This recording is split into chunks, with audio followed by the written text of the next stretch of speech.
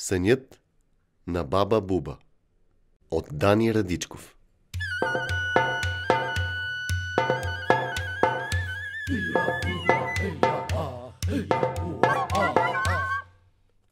Баба му на Стоенчо много сънуваше и все ни разправяше сънищата си.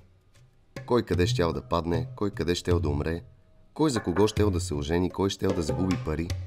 Пари! Абе, предимно лоши работи сънуваше баба му и на нас винаги много интересно ни беше да я слушаме. И тя увлекателно разказваше сънищата си.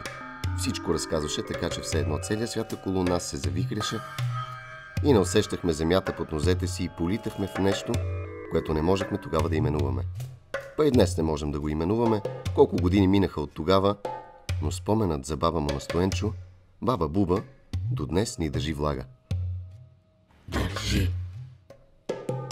Баба Буба беше много едра жена. Баба му на Стоенчо това де, и ние всички баба Тонка и викахме, защото беше като баба Тонка. Тонка.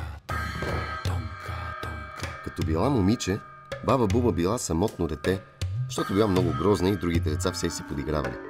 Викали и вампир, краконджул, чума и какво ли още не. Мръсна гадна чума. Тя обаче не била злопаметна. Още от малка разбрала, че си е грозна и това не й правило голямо впечатление, понеже трябвало да се грижи за баща си, пак той много болен бил, па и сиромах човек и вдовец. Само Буба си имал и все на легло лежал човекът, па и нищо немал. Нищо нема да си апнем. Ама Буба била бойна. От майка и явно е това, защото майка й голема работа била. Зарезала целото си семейство, защото семейството й отказало да я даде на бащата на Буба, а тя им казала: гледайте си работата, и отишла и се омъжила за баща и на Буба и била много щастлива.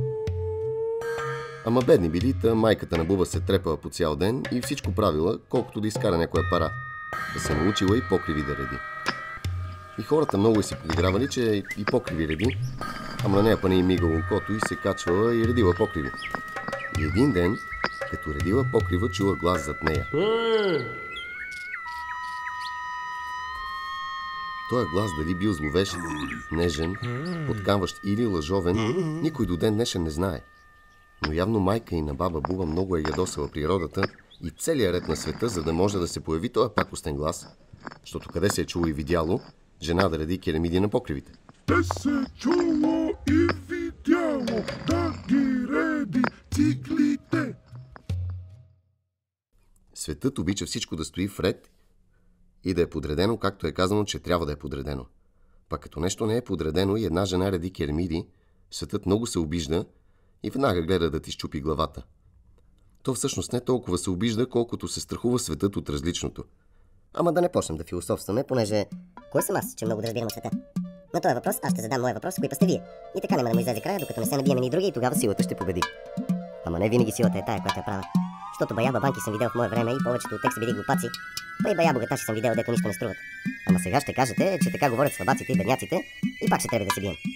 Па тогава вече никъде няма да му излезе края. Та за майка и на баба му на Стоенчо ми беше приказката. Смели се хората, че реди покриви, ама покривите се скапват и нема кой да викат, защото никой по този край не е редил покриви. Та викали много майка и пак я викнали на един голем покрив. Та се качила там и се чул глас. Той глас така е стреснал майка и на баба Буба, че тя като подскочила и хупнала да бяга. И бягала, пък по едно време се огледала и се оказало, че земята под краката я няма и тя била бягала по небето. Той глас така разправяха после старите хора, като почнал да се смее зловещо и майка й увиснала в пространството и паднала в един кладенец. Бум! Чуло се в цялата околия и като се юрнали хората да отидат да видят какво става право при кладенеца. Викали, улелия, ужас, па накрая станало ясно, че некой е паднал в кладенеца и се спуснали хора с въже, ама нищо не намерили, освен една бездънна дупка, която много далече надолу започвала да грее като слънце. Страдали баба Буба и баща й, па баща й се поболял. Буба растяла, все по-яка ставала, пък колко по-яка ставала, толкова по-грозна. Ама не се предавала. Ходила тя по гората да търси ядки, боровинки, гъби, па и заек, ако има. Да хване, да набере от гората каквото може. Виж сега, децата може да се смели на Буба, че е грозна, обаче и било и тях страх от нея. защото само тя си позволявала да ходи в гората, където се говорило, че има страшни работи. Духове, самодиви и тем подобни. Ама те вече хората не вярват в такива неща. Ние като деца вярвахме, но мене ми се струва, че понеже спряхме да вярваме в такива работи, те и духовете си взеха чоколата и се преместиха другаде да живеят. Защо да седят на това място, като никой не обръща внимание, че има необясними работи на този свят? Те може да са страшни, ама това може да е защото ние не ги разбираме. Пътера са красиви и интересни, айде няма чак да са толкова добронамерени, защото си падат малко злонамерени, ама какво да ги правиш, и те душа носят. Па са друга работа, не са хора това. Не вярвам да са били злобливи. Щом са се натъжили да си тръгнат, значи и те душа носят. Та децата се страхуваха от баба ти Буба, защото тя ходеше на много тайни места да бере от гората. И всякога се връщаше с улов, но на никого не разказваше какво е видяла в гората. Все нещо ще е видяла, защото денят, когато баща й почина, тя много спокойно отиде да викне попа, па и гробаря, и да ги води при баща си. Ма той е жив човека. Не бива така преди да си отиде да ни викаш. Заинатили се мъжете. Буба много спокойно ги въвела от дома си. Баща й като е видял, издъхвал вече. Викнал я при себе си, казал и нещо на ухо, па издъхнал. Попът и гробарят изтръпнали, но понеже се усетили, че без пари нема да се мине, те се окупитили и започнали да дрънкат на Буба, кое трябвало да се плати, какво трябвало да се направи. Тя без една сълза да пролее изгонила и двамата и казала, че сама ще се погрижи за баща си. Уния като почнали да я кълнат, па се върнали в селото, па започнали да я одумват, да казват, че е нечестива и зла. Име излезнало на Буба. Ама тя окото не й мигнало. Изнесла баща си на двора, измила тялото, па след това го облякла красиво. Па го взела в гората и го погребала на тайно място, дето само тя знаела. Много сме говорили ония ден какво се случило в гората, какво точно е видела и разбрала баба ти Буба, ама не ни е дадено да знаем. Ако мене ме питаш и трябва да предполагам, бих казал, че в света нищо не се губи. Майка й като е тичала по небето е обидила наземните сили и те се я наказали. Но понеже е имала някакво ценно знание в себе си, то не се е изгубило.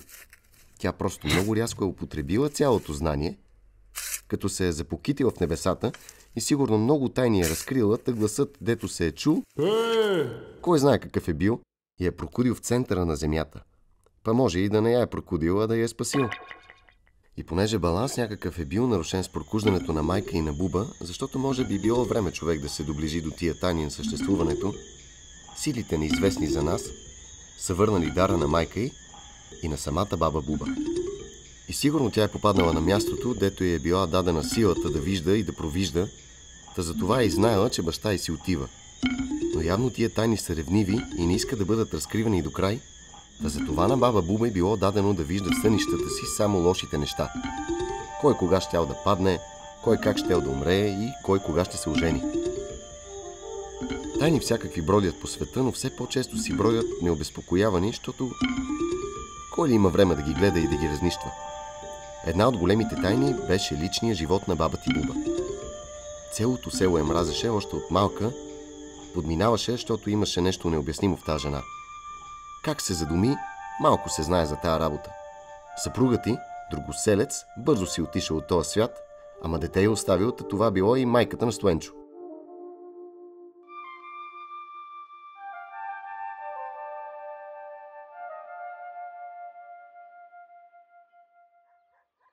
Вече с дете на ръцете, баба ти Буба все си гледала работата, не се месила много, гневът на селото се поуталожил, па им е излезнало на Буба, че вижда страшни работи в сънищата си. Хората естествено почнали да я търсят и да разпитват, ама тя казвала само на уния, дето ги сънувала. Па тя цялата страна почнала да сънува и хора отблизо и далече почнали да се стичат при нея. Голяма слава имала баба Буба, ама видела, че не може баш правилно да си служи със своя дар. Като казвала на хората какво е сънувала, те почвали да шмекеруват и да се опитват да преиначат съдбата си. Ама колкото и да се въртели като грешни дяволи, все на съдбата си попадали. Човек, ако му е писано да се удави, няма да се обеси, са си казали хората. Ама хората не ще да слушат. Макар славата на баба Буба да растяла, тя един ден затворила вратите си за народа. Те все я търсили, но тя отпращала всички. Спрях да сънувам, нема вече. Така казвала баба Буба и народът се разотишал, па я оставил да гледа дъщеря си. Та това е и което искала баба ти Буба, защото искала да си гледа детето на спокойствие. Да се погрижи то, да има така един очевиден живот, защото не искала да го обърква. Много мъдра е била баба ти Буба и голяма любов имаше в себе си тази жена. Отгледа дъщеря си със заделеното от сънищата, устроила живота и па и добър мъж и намери. Незлоблив, кротък, работлив. Та взе, че се появи на този свят Стоенчо. По-смотан човек от Стоенчо нямаше в цялата околия. Забъркан един такъв, нищо не разбира от нищо, само по гората ходи. Натъжи се тогава баба ти Буба, защото усети, че човек не може да избега от живота си. Дарбата си знае работата, тя се предава щеш ли и не щеше. Та Стоенчо се води, че е бил докоснат и той, защото е малко улъв, та ние много сме му се подигравали, ама той все по гората ходеше и големи глупости разправяше, дето никой не му верваше. Следи от самодивски софри, намирал стъпки от водни духове, какво ли още не. Ама така разправяше. Били стари тия работи. Не имало вече. Баба ти Буба го слушаше и се притесняваше. Не можеше да се измъкне от уресията си. Нещо по-голямо от нас насочваше животите ни и си играеше с тях, те лека по лека се върна към сънуването жената. Но понеже си беше научила урока, че хората все гледат да злоупотребяват с нейната дарба, да започнала само на нас, децата, да ни разказа своите сънища. И ние пазехме нейната тайна и само наблюдавахме верно ли е това, дето ще се случи или не е верно. Един ден Стоенчо се върна много екзалтиран от гората. Аз и Боби с враката, дето много обичаше да граче като сврака, затова му викахме свраката, седяхме при баба Буба и обяд приготвяхме, защото ние баба Буба ни беше взела и нас в нейната къща, па си бехме като нейни деца. И както си седим, и Стоенчо нахлува, целият ухилен и не може да спре да бръщолеви. Небето ще се отвори. Ще се отвори и всичко ще погълне. И ще дойде ден, който ще е вечен. И ние никога повече няма да се върнем тука. Баба Буба, както беше усмихната и спокойна, стана много сериозна. Изпъди ни нас и ни каза, че трябва да поговори с Стоенчо наскришно. Тръгнахме си тогава, знаехме, че баба Буба, като каже не е шега, ама я попитахме и на нас и ще каже. Тя ни заръча на сутринта да се върнем. Върнахме се, гледаме Стоенчо, както никога го не бехме виждали по-рано. Спокоен, втренчен в краката си. Не поздравява, не се усмихва, съсредоточен, не като по-рано. Баба Буба сериозна, вика сядайте, само на вас ще кажа. Селото, нали го знаете как е сега? Сънувал го друго. Празно, никой няма, вятър не повява, птичка не пее. Чува се само припукване на слаб огнец. Сутрин рано. Пушек само от едно място се вдига, дето е казана. 3 мъже брадясали седят. Не могат се познаят. Шепнат, пак то мястото обира шепота и всичко тихо става. Последната капка пада на земята и мъжете се втурват след нея. Започват да си викат, да се бият и изведнъж чуват звездите.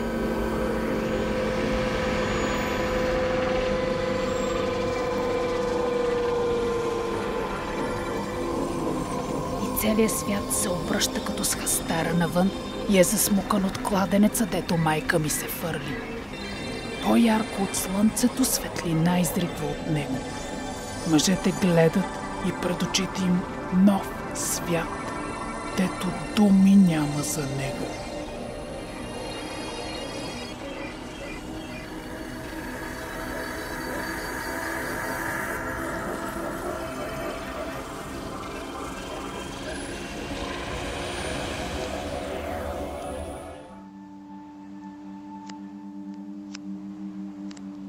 Изтръпнахме.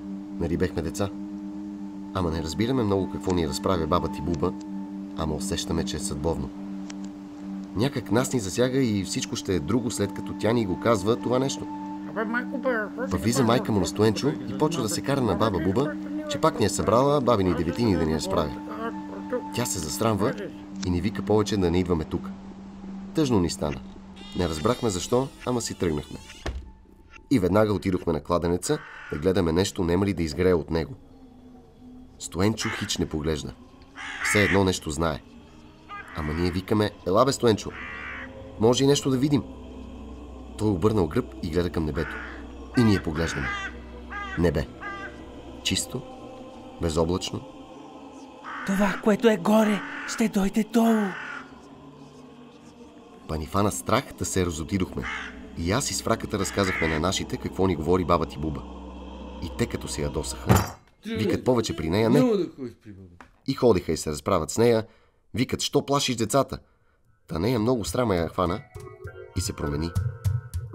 Абе тя още като ни разказваше съня си се промени и от тогава почна да линее. Бягахме от време на време при нея да я питаме какво е сънувала. Тя каза, че вече след ония сън друг не й се е явявал.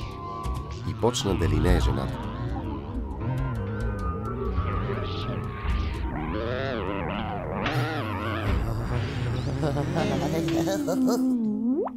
Мина много време, та все по-дребна бабичка ставаше. Па един ден фана една лопата и тръгна към гората. Стоенчо после ни разправяше: къде бе, бабо? При баща ми отивам, вика тя, и той след нея търчал. Търчал, ама накрая тя преминала една като невидима граница в гората и него го фанало страх. Не точно страх. Не е това думата. Не му било разрешено натам да ходи повече, па само я гледал как се отдалечава, докато не се превърнала в точка. След това цялото село почна да линее. Стоенчо повече в гората не стъпи. Ние само малко влизахме там, като се плашихме с баба му, че ще се появи, ама нищо не се появяваше. Много вода изтече, хората за баба Буба забравиха, ние пуснахме бради, станахме мърдовци, спрехме да се грижим за себе си и се запихме. И как няма да се запием? Селото се обезводи, някакви други времена дойдоха, минаха големи машини, окастриха цялата гора, ако духове е имало, и последните се изгонили. После ни дойде на акъла да ходим да търсим гроба на баба Буба, ама нищо не беше останало в гората. Хората се увълчаха, никой другия не поглеждаше, градовете почнаха да се пукат по шеловете от хора, за един дух вече нямаше място. А преди бол, па ние поне сме непрокопсаници, си останахме на село. 50 души или колко, жив човек нема. Само бабичките и ние. Единственото, дето остана от едно време, беше обществения казан за варене на ракия. Като са минавали хора през нашето село, смеяли се, викат: това е старовремска работа. Може и така да е. Ама ние си го пазехме. Поне друго си немахме, де. И с момчетата, с Стоенчо и с фраката, поне за нищо друго не ни бива, като дойде време, па съберем нападалите плодове и отиваме да си варим ракия.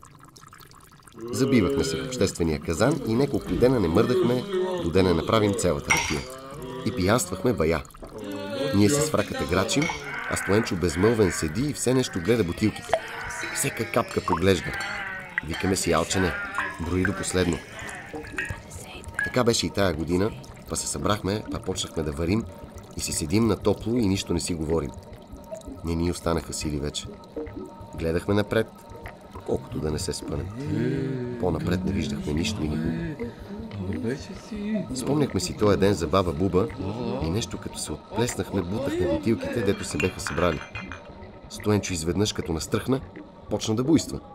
Не, рано е още, не може. И ние си мислим, че е рано да приключваме, ама то вече колко дни седим в този казан. Па му викаме да не се ядосва. Обаче той още повече се ядосва и посяга към последната бутилка, дето ни е останала. Виж, верно е, бяхме пияни и се озъбихме и ние. Ти ли бе го ведо? Та бой върху Стоенчо, защото си мислим, че иска да ни вземе и последната бутилка. И тя като се пукна и пълна тишина. Ракията се изля и тримата изведнъж се огледахме. Ослушахме се. Нищо. Излизаме навън. Нищо. Пак влизаме вътре, Стоенчо държи счупената бутилка и се смее. Ето я, последната. А после... сега ще видим. И все едно не е пил последните 3 дена. Нещо се случи с Стоенчо. Изправи се, очите му бляскави, усмихна целия и обърна счупената бутилка надолу. Нещо тогава се случи.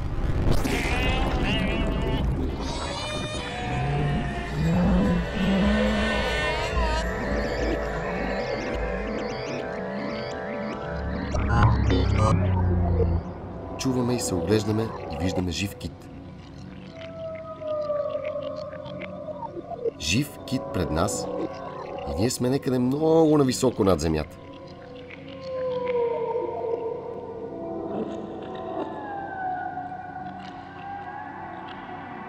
Изведнъж фанфари някакви.